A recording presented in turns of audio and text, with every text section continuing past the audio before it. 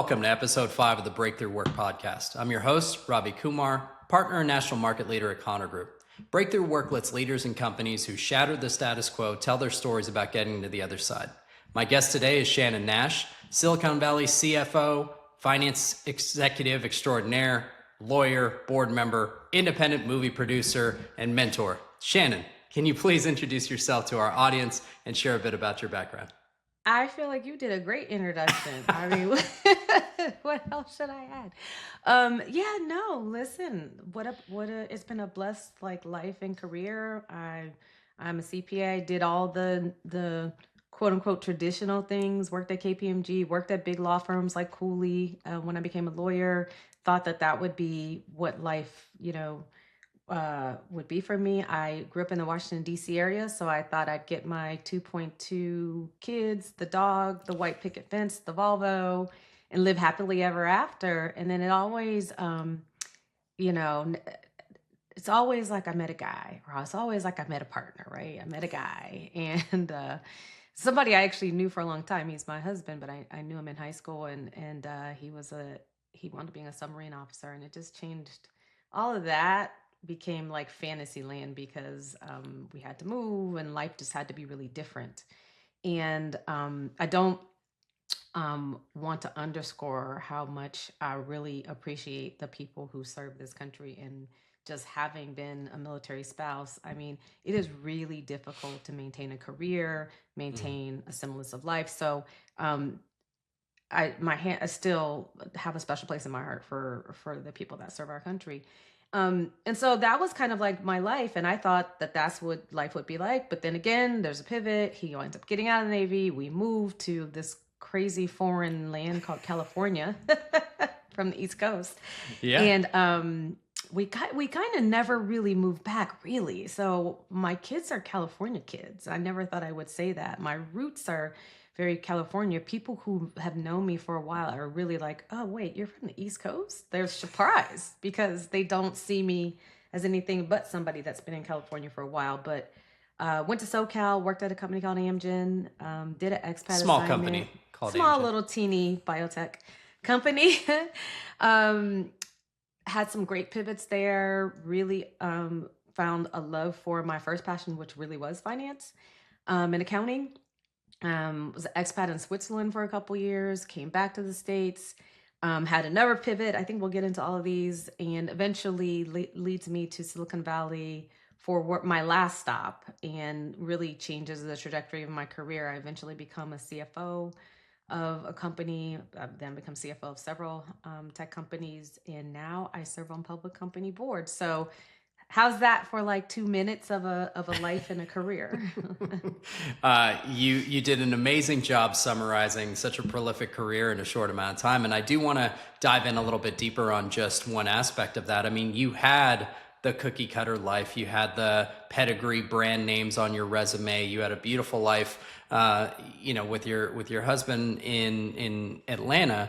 And you took the plunge to crazy California and even crazier Silicon Valley, which, was a dog eat dog world and, this booming tech ecosystem. Talk about that plunge and that courageous move from leaving the comfortable to leading, taking the plunge into the deep end of the unknown.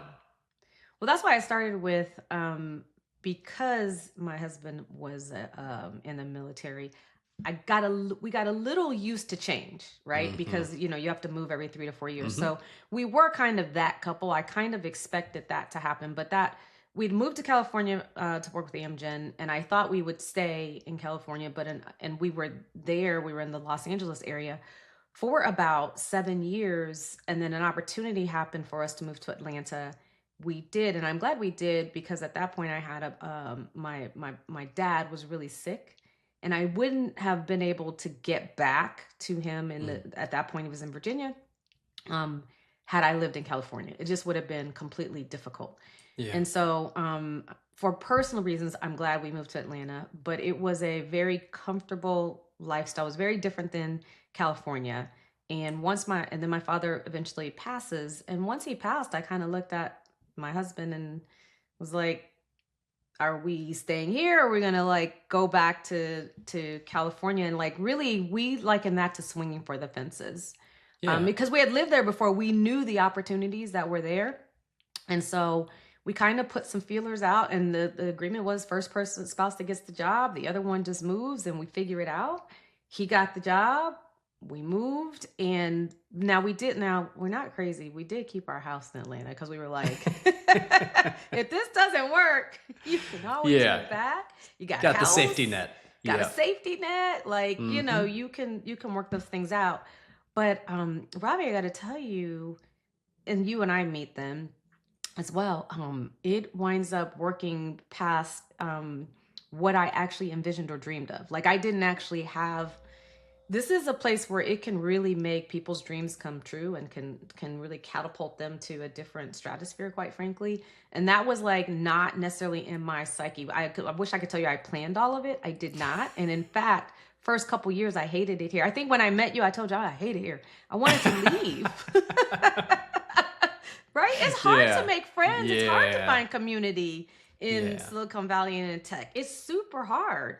But then I met people like you, and by the way, kudos to you. We met through Daryl Grant. Shout out to Daryl, Hmm. who you guys Absolutely. had your own. Did you have a name for this little thing that you had? This little formal We group we you we had? did. The it was never taken to a vote, and I was always on the fence of changing the name of it, but it was called the Influencer Collective. And essentially, it was a group of top service providers in the Bay Area, and we created this network initially to talk about deal flow and what companies were moving, what companies were hiring, and then it ended up being this massive platform for how we connect the dots between executives that are on the move or looking for their next role. Obviously, we have visibility into some of the top companies in the Bay Area, and we just ended up starting to place folks, and make those connections. And next thing you know, our introductions were leading to CFO placements, and deals were getting done as a result of this group. And then we started hosting events, and it was a lot of fun. So it's a great group, and I'm thankful for at least the benefit that we were able to provide to our networks. Well, I'm gonna embarrass you because in prepping for this interview, I found the first email that you ever sent me. I still have it. Uh I oh. still Was my have it. grammar okay? Yeah, it was. Again, I was at and here's the kudos to you and what you guys started, because I really was at a point where it was hard to make connection and find Yeah. community. It was really hard. And Daryl introduced me to you and several people in this collective. You responded. I mean, he connected us all, but You were one of the first people to respond to that email, and you said something like, "Hi, Shannon. I'd love to know more about your background and connect you with potential finance and CFO roles. And I know I work with a number of early stage to late stage pre-IPO companies." And then you said, "From Daryl's intro, it sounds like you and I are really going to enjoy meeting each other. And I'm not sure there are many places that can corral the enthusiasm and energy that you and I both exude." That's what you wrote. Wow. That that's a little over the top even for me. But thank you I for love you're it. my first guest on my podcast to make me blush and embarrass me a little bit. But it was ranked rather high on the cheese level of of emails that I've sent. But look at where we are now, and Yeah, your swing for the fences approach is so in line with my go big or go home approach. it So is. meanwhile, this is why we're friends several years later. So That's right. thank you for sharing that. And Um, thank you for welcoming me at a time when I needed it. So I wanted to well, give you your flowers for that.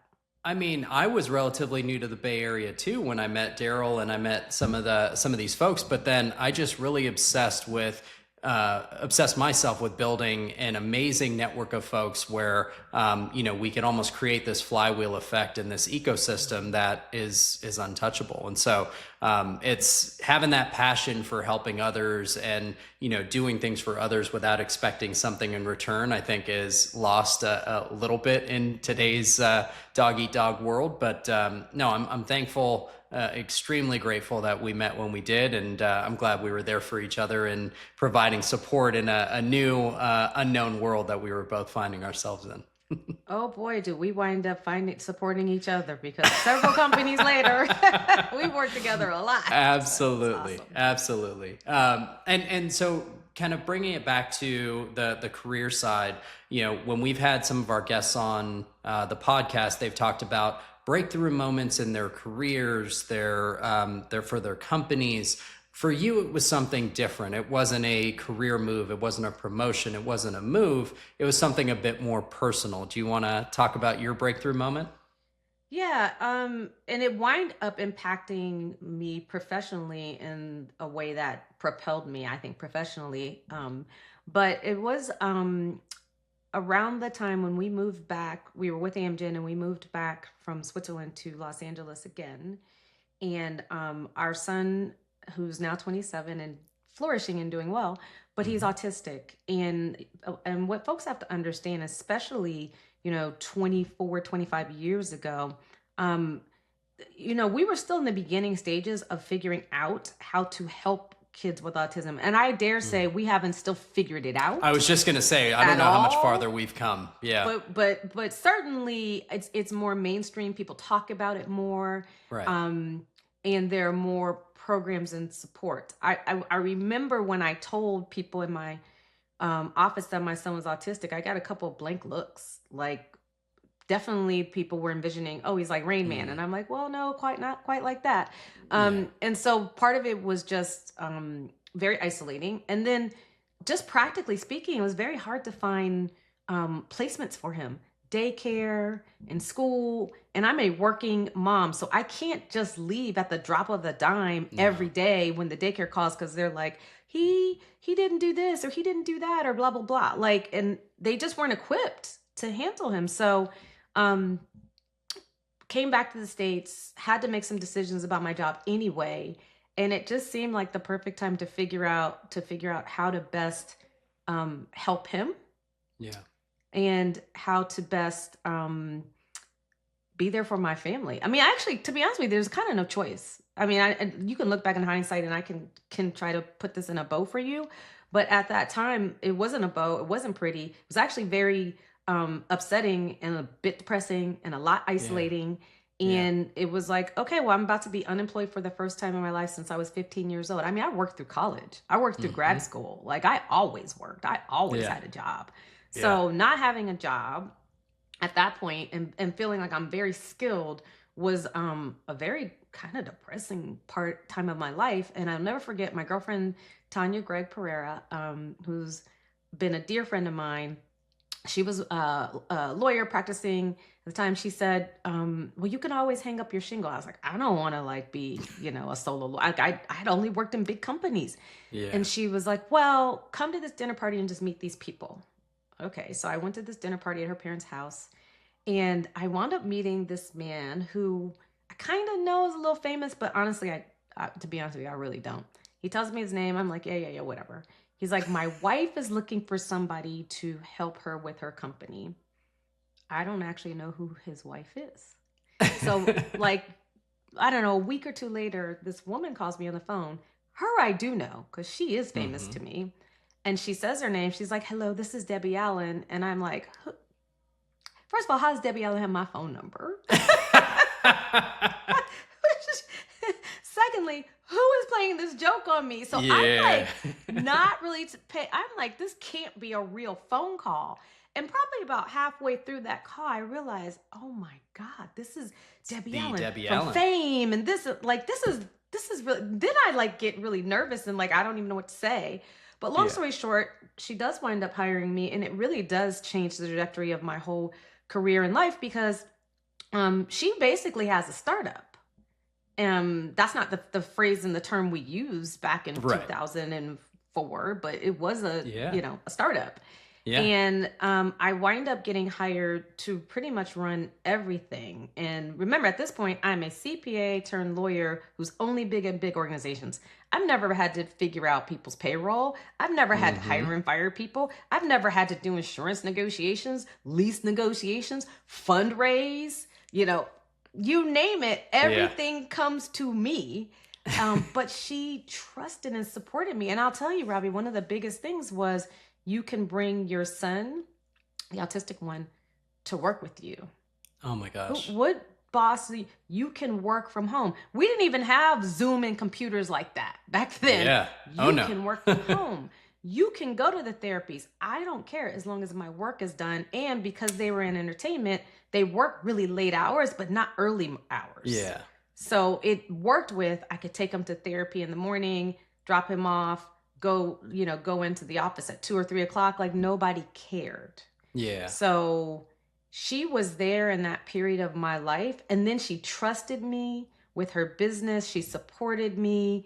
She made me, because of that job, I really had to work on my soft skills. I think they were decent for a lawyer CPA. I had decent Yeah. soft skills, but they just went like, to the roof with working with somebody like a Debbie Allen. I watched her go from being super engaging in a conversation to being super stern Oh yeah. in the nicest. I watched her do that on a dime. She's an actress, but you can learn a lot from. She knew how to talk to the audiences that were in front of her, and so I learned a lot in that role that I never would have had. So that pivot actually changes my pivot in life and jobs I take, and how I think I started to really think about being more of a leader and less of a how am I just technically proficient.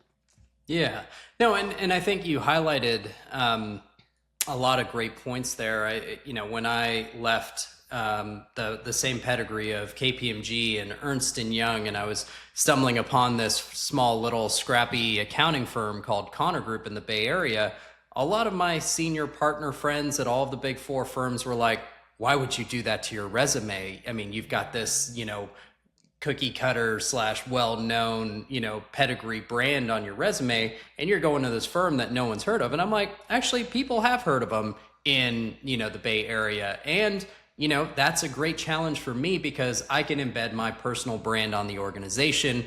I can, make sure that I'm shaping the vision and direction of the firm. And that's what I've been able to do rather than just be a number at one of these massive conglomerate organizations. And so I think that plunge is so critical to folks that think that there's one path out there for them and they have to have this cookie cutter life when, absolutely not. There's, to not be too techie, I feel like there's almost like this metaverse where there are so many alternative universes, and you have to be authentic to yourself, and you have to do what's right for, as your life gets more complicated and your family situations get more complicated, you have to do what's right for you, what's right for your family, and it's not always a linear path. So I love, the fact that you took that plunge and it ended up working out. And sometimes you just take a little bit of a detour and you get back on the path to working in big business and big companies and tech and those other areas. And it's okay. I think that's the biggest point. Folks don't have to feel like, oh my gosh, I've taken a massive step back in my career and I don't know what to do with myself. So that was the one point that I wanted to make. And then the other thing that you point out was really important that Debbie said, which is, look, I don't care where you are, where you're doing it from, just get your work done. And anytime I was in a situation where folks were like, it's so important about, FaceTime and being there for 12 hours a day, even if it's inefficient and unproductive. Some of my most productive hours came in New Zealand when I was, sitting there and the lights were turning off at 6 o'clock at night. And folks were like, why are you still working here? And I'm just like, you mean it's okay to go home? I've done all my work. I thought I'd get a head start on the next day, but that quality over quantity and, working smarter, not harder. And if you can work hard and smart, like that's the icing on the cake. So, I think that was such a critical lesson in time, for that to happen in your life that ended up working out for the best in everything. It really was. I don't think I'd be sitting here on this podcast with you had I not worked for Debbie Allen. Well, you and I have one other thing in common on, our creative side, right? I don't share this with too many people, and I guess I'm sharing it with a podcast audience that can grow, beyond my wildest dreams. But I did acting lessons at Beverly Hills Studios when I grew up in Southern California. I auditioned for some commercials. I did advanced drama. You also said with your finance teams that you try to unlock that creative side in them, and you ask them to do one thing. What is that? And this was something I learned at Debbie's. It was improv classes. She made us do an improv class. And I remember at the time thinking, why do I need to do this class? This is for the creative people. I don't want to act. Like, what would this do for me? And boy, did it really open my eyes. So, because with improv, it's about thinking on your feet, telling that Mm-hmm. story, but you start with yes and. Like, for example, hey, Ravi, just found out that we may miss our rev rec numbers because we double counted a couple of invoices. And so I'm just sitting here thinking about what I should do. And, you know, hey, Robbie, what do you think I should do? And you say, yes, and you go on and Yeah. say something off the top of your head. And we go back and forth with yes, and. Yeah, And so you absolutely. become not the you become the finance department, the finance team. That's not the office of no. You can't. You done. It's yes and yes and can be yes and well. You're right. You can't double count those invoices. So we are going to have to do blah blah blah blah blah, as Mm-hmm. opposed to anything that starts with no comes out completely different to the person like hearing that. It comes out Yeah. kind of negative. And Mm-hmm. so people start to reframe like, oh, so I'm going to be thought of as not only just a problem solver, but a thought partner with whoever I'm speaking to. And Yeah. so once people did it, and the exercise becomes really fun because you're going around the room doing yes and. I think it really helps people understand that, a big part of this is about how you communicate and how you add value to your company, your product, your team, your go to market. Yeah, no, absolutely. And I know the other thing that you and I have in common is University of Virginia. I did an executive program with Darden. And because of that story about the yes and, one of the professors at Darden University that came out to New Zealand to talk to us and our clients said, you don't say but, because that immediately shuts down the person that you're talking to. And he said yes and so Yes. it's such an interesting feeling initially, because you're like, oh my god, my body's fighting me from taking this on. But then when you receive it, and it's almost like, I don't know, a form of like martial arts where you're taking that energy and you're redirecting it. It's such a powerful move, and everyone feels heard, and everyone feels like they're part of the conversation, rather than just being shut down and then moving on to the next topic. So yeah, no, I love the improv. I've always wanted to do stand up at one point in my life. I think I'm a little busy at the moment, but I don't know. I just try to be funny in meetings for the time being, and it scratches that itch. But so with that creative side, with the improv, you encourage your teams to be, creative and intellectually curious in a finance capacity. How has this changed how finance is viewed by the broader organization, in terms of not just thinking about the numbers, but actually thinking about the business and the direction that the business is going? Yeah, I think it's exactly that. High performing finance teams are sitting there at the table as critical stakeholders and helping to get to that company's North Star. You're not number crunchers. You're not seen, I mean, you're seen as really strategic, big part of the picture to get to. If our North Star is we want to be $1 billion company in this industry, what you're doing is supporting that North Star Hmm. and helping, your clients and your internal clients and customers get there. That's a big part of what drives, to me, the high performing teams I've seen. That's a big part of what drives them. They understand the industry, they understand the product, they understand the service offering, and yes, they're very proficient at the numbers. But Yeah. and I remember learning, this happened at Amgen. They make you go out with, at the time, they made you go out with a sales rep. We had a drug that was used with a lot of people who are on dialysis. And I, Hmm. again, another time in my life where I was like, why am I going on? Like, what am I going to learn from this? And it was profound to actually learn a lot about, oh, this is what we do. So, like, the next time somebody came to me to say, hey, help us, with this, with this vendor, or hey, help us with thinking about how we forecast this project. I actually had a better understanding because I understood what the drug was, because I understood what we were selling Yeah. in a way that I didn't just read it like on a website or in some internal memo.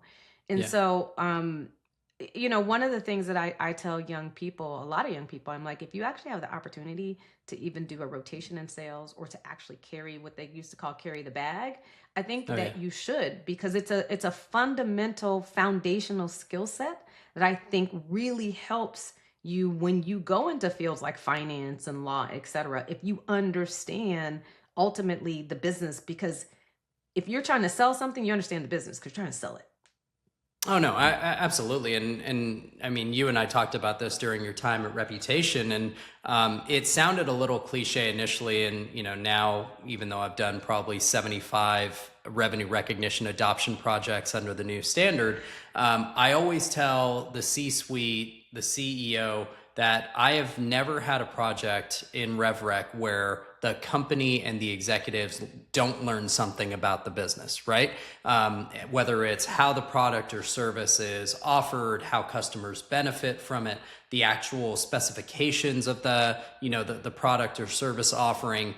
And it definitely goes past just perceptions. Like, I had a client once where a private equity sponsor bought them thinking that their business was 75% SaaS. And it ended up, when we looked at it, they had hybrid cloud, they had some on-premise software, and that yields a completely different revenue recognition That's right. outcome, which they weren't terribly thrilled about. And so Right. having that deeper understanding, not taking things at face value, being intellectually curious is so powerful. And when the broader business sees that the bookworms or the accountants are actually passionate and are taking interest in what they're doing, they're way more cooperative when you're like, hey, we need you to sell these deals in these parameters, or, hey, are we close to closing these deals? Can you send through what the pipeline numbers are? Versus, I've just got to close these deals. Accountants, you guys are far down on my, priority list. So I love that, the creativity, the intellectual curiosity, and then just taking interest in aspects that are outside of your centers of influence, right? It's so powerful. I mean, I totally agree with you. I think about those projects, and I think about how a lot of times there would be decisions on how the product and service was delivered and when it was delivered that Yeah. weren't really based on necessarily something the customer was pushing for. It's just that's the way it had been. And then we would Hmm. do these projects like with the counter group. We'd go through and we talk with our sales team, we would talk with our product team. They're like, oh, well, we don't really have to do it that way. Like, oh, that impacts when because they just think it's signed, it's revenue, Yeah. right? Oh, you signed it, it's revenue. Signed the contract, it's revenue. But Do once what you it takes to explain, get the deal done. right? Just Yeah. get it done. But once you Yeah. explain to them, like, well, actually, yeah, it's great that you signed it. I want it signed, but Hmm. here's how the revenue flows from how you signed it. And if you had just changed the delivery of this to this date, Yeah. 30 days earlier, which you can do, like, and it doesn't change anything in the Yeah. workflow, then this impacts revenue that way. Once you explained it to them, I'm sure you've done many projects. I mean, you've done them with Oh me. yeah. It's like light bulb. They're like, Yeah. oh, okay, so now we can recognize like 50% more of the revenue earlier. Oh, I didn't know, because it doesn't really impact how we're actually delivering this product. Yeah, and taking that same message, it's so critical, and you've been a master at this, of knowing your audience, right?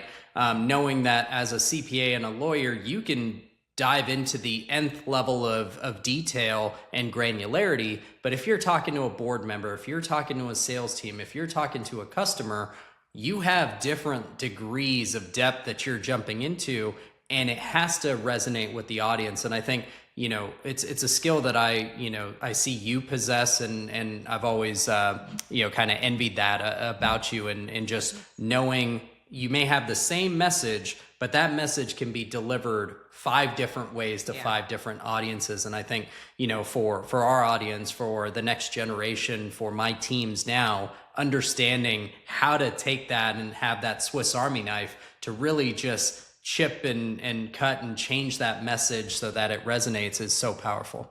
Yeah, agreed. Well, speaking of powerful, you talked about, your husband, Bill, and obviously you as a CFO and public company board member, private company board member. You guys are a CFO power couple, right? How does that play out at home? And most importantly, who actually manages the household finances? Oh wow, the power couple title is pretty funny. I'm sure neither one of us thinks about it in that way, not at all. Especially because it's somebody I met when I was 15. I'm like, but anyway, yes, he's also CFO tech companies. It's interesting because when you do have two people who come at finance totally different. I actually, come at it from the accounting CPA world. He comes at it from the MBA finance world. We do think about things a bit differently. I will say that we do have a bit of the, if you think about those background, more of the traditional roles. I'm probably more the one who is paying bills, looking at the budget. He's more of the one who's looking at like I don't look at the Amex bill, I just pay it. He's looking at like trends. He could come back and tell you these trends, especially when we added our kids to get their own Amexes. He's like on top of like who's spending what. I'm not. But also it's interesting, especially later in our marriage and older we got, the older our kids got, just getting busy with jobs. When it came to investings and money management in that way, we actually did wind up hiring somebody. And I got to tell you, she's been like I almost say she's like a money manager / marriage counselor, because we won't agree on what things should happen and where money should be spent and then where investments should be made. And then she will come in, she's very calm, she's very good at it. And she'll say, well, Bill, I think Shannon has a point. Well, Shannon, I think Bill has a point. And you're both masterful. Right. Yes, and. Both right. Yes, and we're going to do this. And she's like, you're masterful. She says she loves having us as a client because of, very organized when she needs, the statements and how it's presented and how I send her kind of like budgets and forecasts. She's like, in financial statements, you're like, she loves it. She's like, most of my clients cannot do this. But we definitely have gotten to the point where we do work with a professional. Like they said, the doctor who has who's his own patient, has like horrible patient. The lawyer who's his like own advocate, has like a fool for a client type of thing.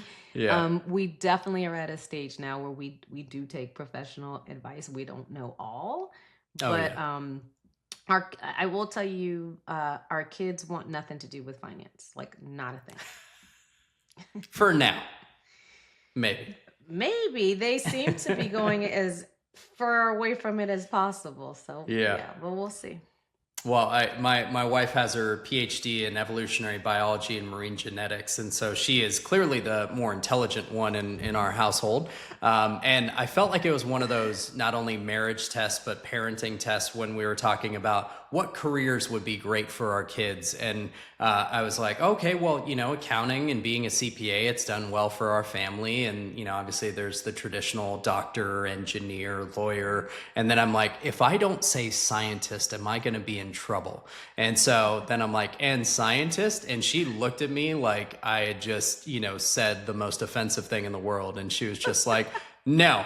Like, it's a thankless job. It's, so defeating. You're always getting challenged on your theories. And, and there's some truth to that. And just a little bit of a soapbox moment of, how many years folks that get their PhD, especially in the world of science and academia, the dues that they have to pay of getting their PhD, then doing a postdoctorate, then applying all over the world for faculty positions, and then after a certain amount of years, actually getting that tenure. I mean, you're now in your maybe early mid 40s, and it affects family decisions, it affects finances, it affects so much. And so I do think that she would be proud of my little plug here for the world to truly appreciate those that are shaping the next generation. They're going to be teaching our kids, they're going to be teaching the generation after that. And I'm not sure that there's an appreciation in society for just the sacrifice that teachers, professors, and those in the world of academia bring, to the world. So maybe that's my little, advocacy plug for appreciating teachers and, and that. But no, it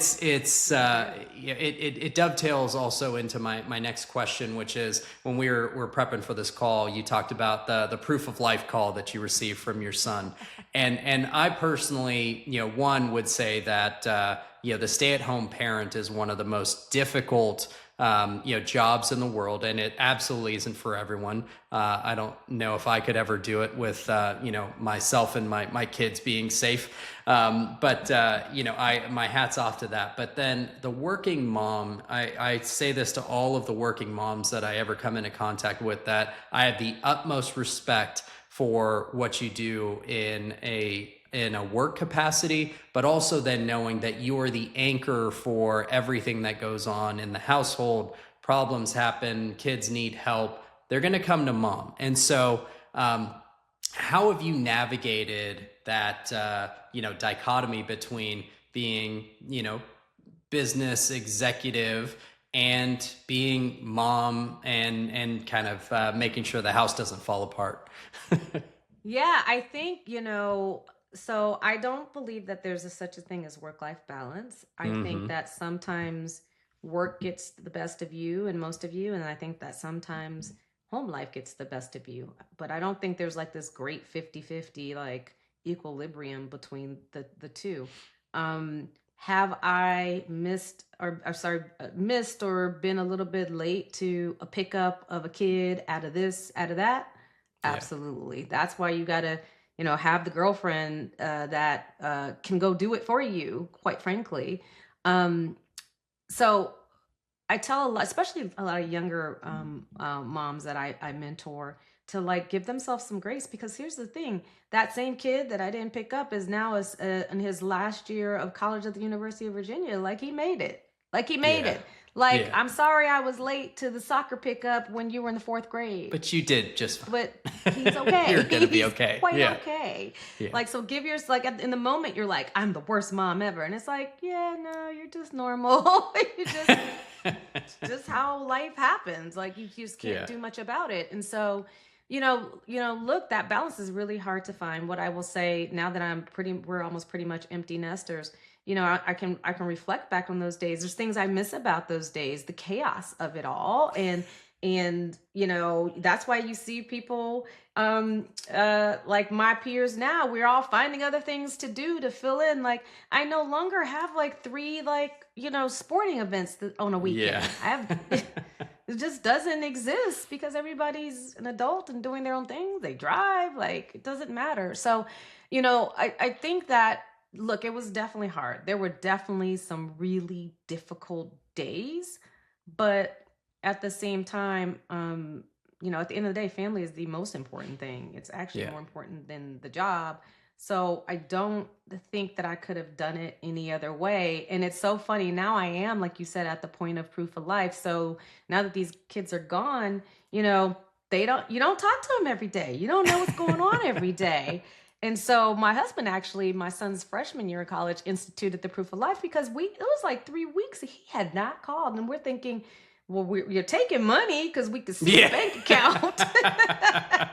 You're We need more alive, than financial proof of life. right? Yeah. So Bill was like, no more money until you call. You got to call on Sundays. And the call, Hmm. sorry, it's not a call. It has to be a virtual call because we need to see you. We Yeah. need proof that you Yeah. are There's too many deep alive. fake things going on now. Too Yeah. many. You gotta, and so we were doing that for quite a while, and then you'll laugh because I sent him, now that, like I say, he's a senior in college, I sent him a text on Saturday saying, hey, proof of life on Sunday. And so here's the thing, he responded, I got busy, and he said, yeah, can we do it at, I don't know, 2 o'clock on Sunday? I got busy, forgot about it. that night, I said to my husband, "Oh, I forgot to respond to Kyle. I guess, that's new. I usually respond on text. Forgot about it on Monday, forgot about it on Tuesday. By Thursday, he called me and I answered the phone. I'm like, "Oh, hey, Kyle." He's like, "Mom, why'd you ghost me?" I was like, "Oh, gosh, I need a proof of Oh life. man, I'm at the point I where he needs a know. proof of life from Yeah. me." Well, you'll still be the busiest, executive mom, and wife, even when you're, quote unquote, retired at some point. I'm sure you'll find things to do with your Yeah. time. Oh, gosh. But Yeah. there's no shortage of demands for our time. And if you ever miss the chaos, just come on over to our place. 4 kids going to 4 different sporting events and Yeah. activities. It's a lot. I Well, agree. Shannon, you've served on boards of, SoFi, NetScout, Lazy Dog Cafe. You were chair of the audit committee for user testing. Now, Actually, there. for user testing, I meant to send you that. Actually, for user testing, I was the lead independent director. Oh, okay. Yeah. All right.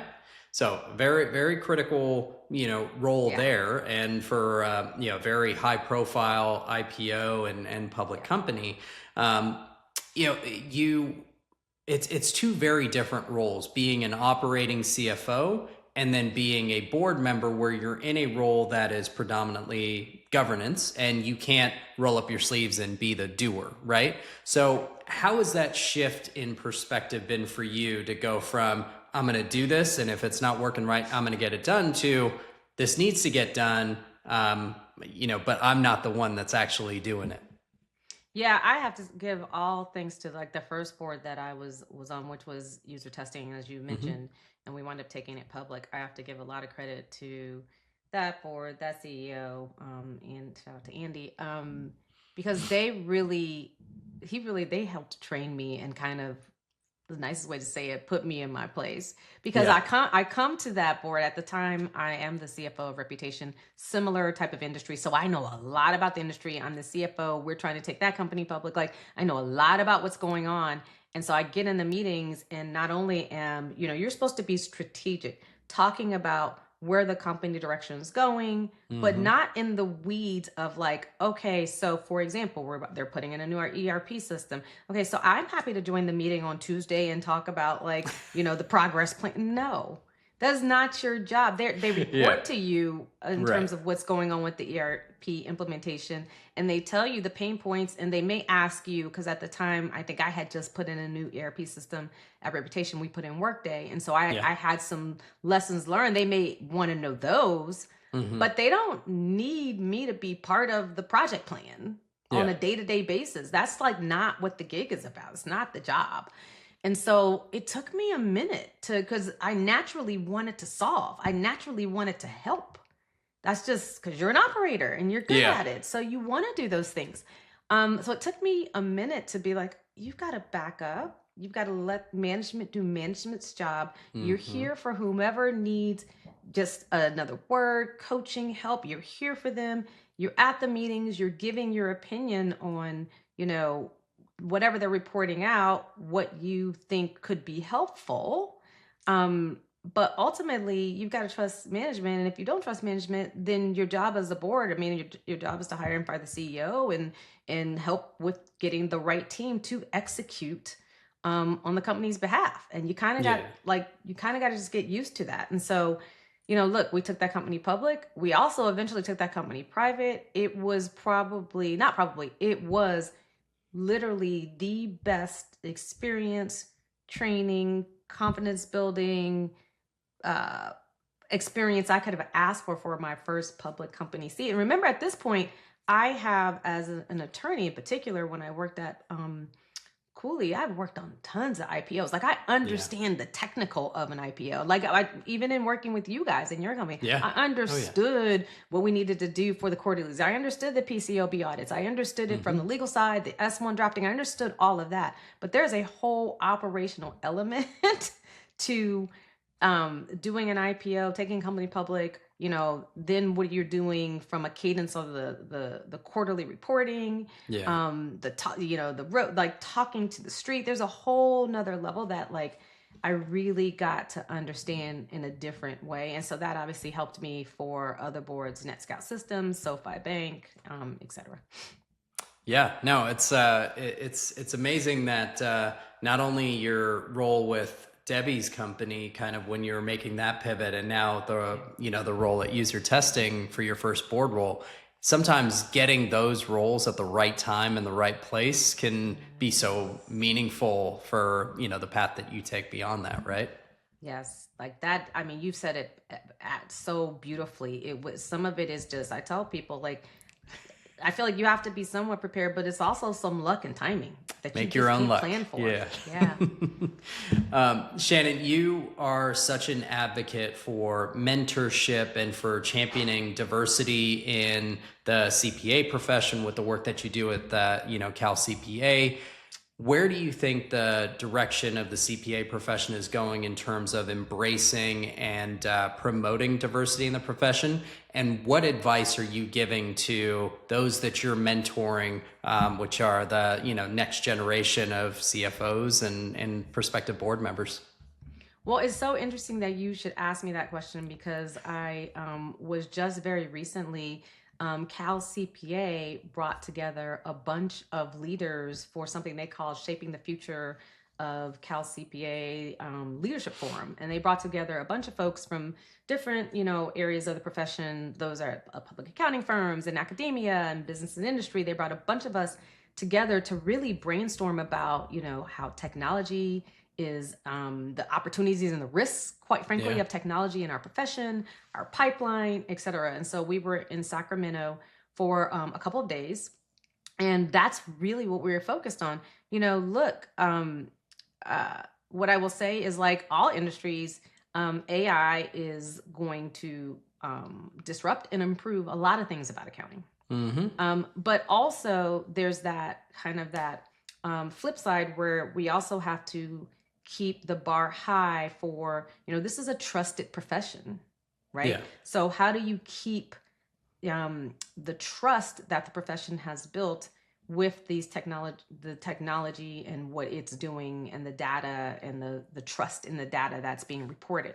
And Yeah. so we are speaking a lot about that, what the profession is going to do. And one of the things that definitely folks talked about is, the jobs of today will not be the jobs of 2 years from now, will not be the jobs of Yeah. 5 years from now. So young people have got to reskill themselves, both with Yeah. just understanding data analytics, which a lot of programs are now requiring.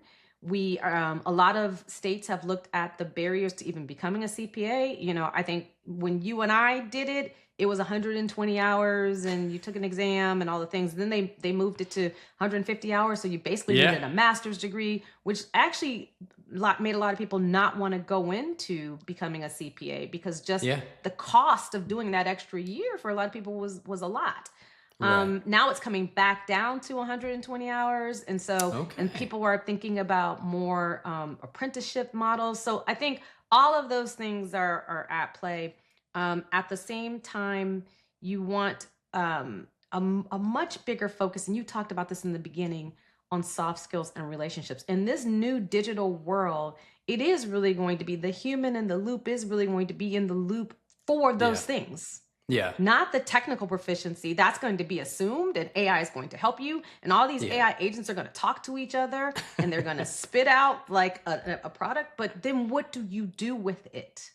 Yeah. So you're going to need to have those soft skills, those relationships. As a young person, you got to start working on that stuff. And so Yeah. we spoke a lot about that as well at this. But look, the profession is going to continue having these brainstorms and these summits, and we don't have the answer today in 2025. But we got to get it. We got to get some stuff moving in the next couple, months, years, et cetera, if the profession is going to continue to have that high standard, that high bar as a trusted professional. Financial markets rely on audit reports, et cetera, et cetera, et cetera. Yeah. Well, and I remember when I started out of college, it was the first year of Sarbanes-Oxley. And, looking at partners with, blank stares back at us, and we're all kind of figuring this out together. I think a bit's been lost on just the audit profession in general now with, the outsourcing of some of the critical thinking, the transaction advisory to other practices, that you don't have as many of those opportunities to just figure stuff out on the fly, the creativity, the improv, where you're just like, hey, this is some hard stuff. But you know what? Like, we're smart people. Let's figure it out together. Let's come up with ideas. Let's come up with templates. Let's share that knowledge. And, to your point, like with Sarbanes-Oxley launching, I don't really think that what I studied in college, even though I had a major and a triple minor, truly prepared me for what I was going to see on my first day at the job at KPMG in audit. And so, really focusing on that on the job training and getting that exposure. And frankly, as an accountant, I did more writing than, I did in, any of my accounting classes, coming into it. So I think, to your point, that need to stay up to date and the evolution is just going to increase in speed.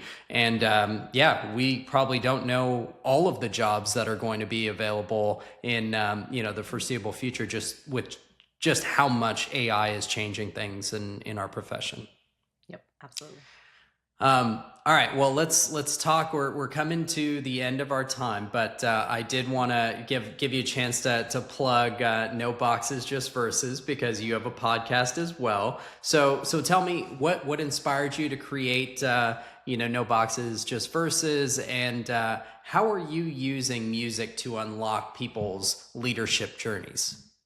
Yeah, I mean, so I think, as you discussed earlier, I've always been kind of a storyteller. I've made several movies. I actually have an Yeah. IMDb page where people, when they meet me, are like, "Are you that same person?" I'm like, "Yeah, I've worked on a lot of You're now the Debbie TV." Allen. When Shannon calls you, you're like, "Are you that Shannon Nash?" That's hilarious.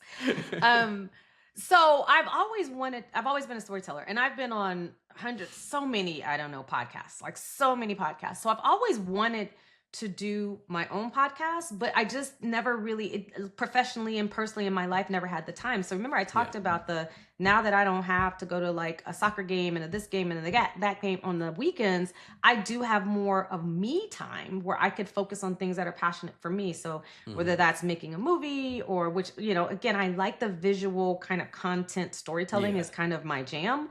And so, I thought, a friend of mine was like, "You should do a podcast." Well, first a friend was like, "You should write a book." And then another friend was like, "You should do a podcast." And I started looking at both. And I think I'll still write a book, but being who I am, then I researched it for like 8 months. I talked to a whole bunch of people that do podcasts. I figured out who were good podcast editors and producers, and did market research. And eventually I knew I wanted it to be something creative. I knew I Yeah. wanted it to be in leadership, and things of that nature.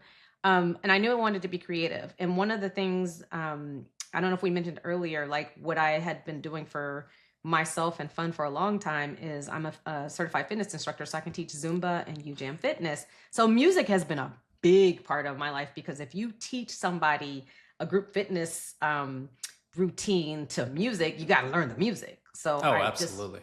know a ton of music. And so I thought, how do I combine music with leadership? And then it's birthed into No Boxes Just Verses, where leaders come on and talk about kind of 5 lessons, 5 stages of their career and their personal life. And we pair the music that most influenced that stage. So you end with the leader's journey told through their playlist, which we put on Spotify. And it's been just amazing. We interview people from all walks of life. They just have to be someone who's a leader, who's done really well in their profession, um, and they have to like music.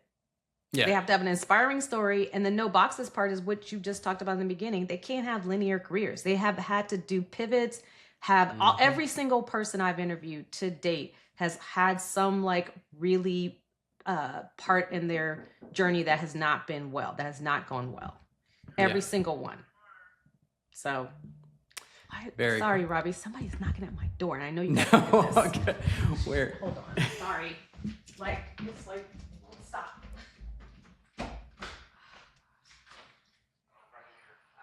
I'm on a podcast. Sorry.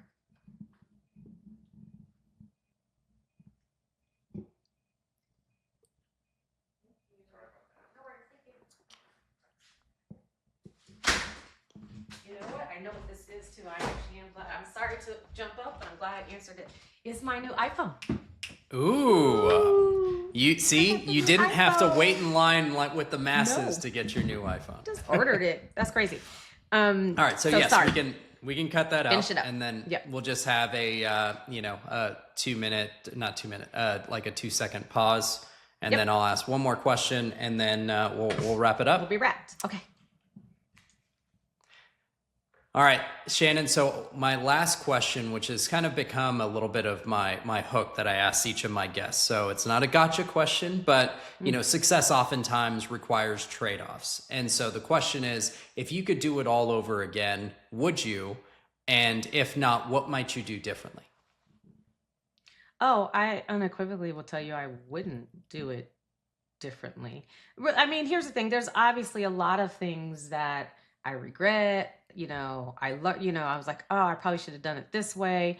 But here's the thing, even in saying, oh, I should have done it this way, I learned. Yeah. Like how else would I learn that I should have do if that hadn't happened? I would never learn that. And then it's just led to something else.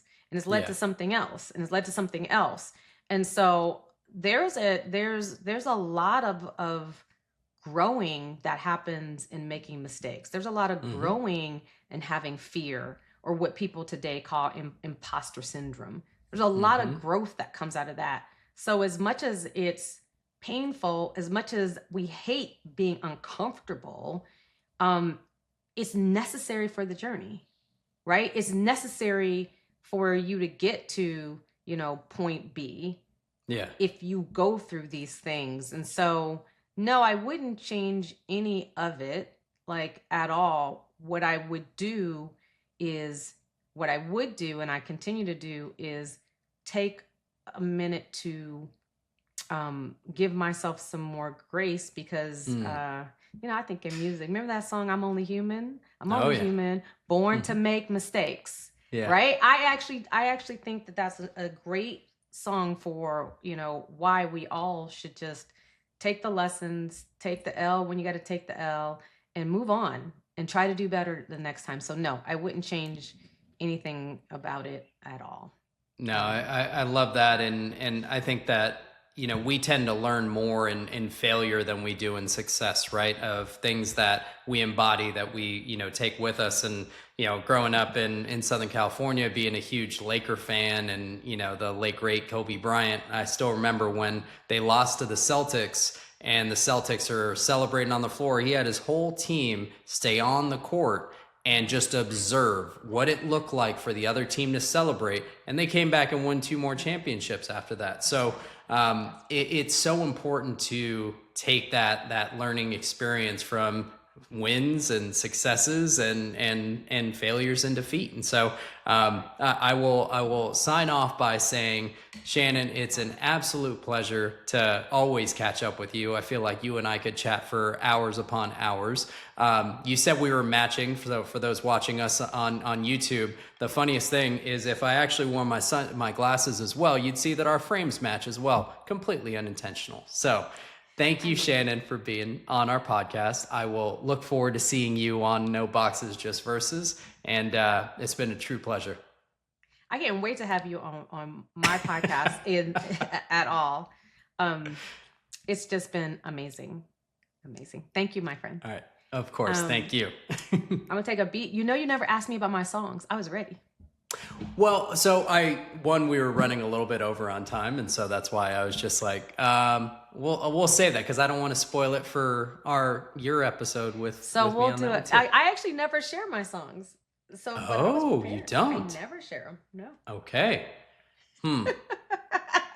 Well, we can ask the producer. Brandon, are you still on? But we can try to work it into my episode with you. Okay. I can try to work it into my episode with you. Should we add one more question on that? Okay. We can always plug it in between. Okay. He said it definitely couldn't hurt. Oh, good. Okay. All right. So we'll give ourselves a second, then we can launch it in there. So now that we know a little bit more about no boxes, just verses, all right, if you have to build your own leadership playlist, what 2 to 3 songs would be the top of your list today and why? I don't really ever get asked that. I asked that question, but for you, we'll go into it because I know so much music. I will say, look, there's the there's the songs that get me through the hard times, and those are songs like "Keep Your Head Up" by Tupac. Hmm. There's I'm a Prince fan, so there's "17 Days," which is a Yeah. B-side song not well known. There's even the current more current music would be "Flowers" by Miley Cyrus. Like those are songs that Wow. like get me through like you gotta just power through this episode. But the happy songs for me, quite frankly, I don't know if you were a Sade fan. I was not. Oh, of course. I what really you were because I wasn't until I got Yeah. older Oh no, at all. I'm a massive '80s music fan and aficionado, and what I love is Okay. my kids have embraced my sense of music. And Okay. Sade came on, my '80s Spotify playlist, and my daughter Oh. actually skipped the song. I'm like, "Do you understand the legend that Sade was?" And she's like, "Why do you say her name like that?" And I'm like, "Because that's what it is." And so, no, yes, Yeah. I am a big Sade fan. I hate to admit that I wasn't when she first came out, when she came out and she was popular. I Yeah. rediscovered how much I loved her during COVID, and now she's like heavy rotation. But Hmm. there's a song that she does, it's called Between Us, or Nothing Can Come Between Us. Yeah. And I play it in heavy rotation because it reminds me when they get to that point in the song where they're like, it's about faith, it's about trust. I'm like, yeah, and I'm like, it's about joy. Like it's a reminder, like Yeah. this is what it's about. And it just so it's more of a jazzy song. I used to like really upbeat songs. Yeah. But that's probably like when I think about today where I'm at, it's about faith, it's about trust, it's about joy. That Sade is on heavy rotation. All right. Well, I think that is a amazing message to end things on. Um, all right. We got to get a date for your episode. We'll be emailing you All right. to get you up to speed for ours because we got to tape you. So we Yeah. can come right after you in October. It's Sounds gonna be wonderful. fun. It's gonna be fun. Thank you, Shannon. Always good to Yeah. see you.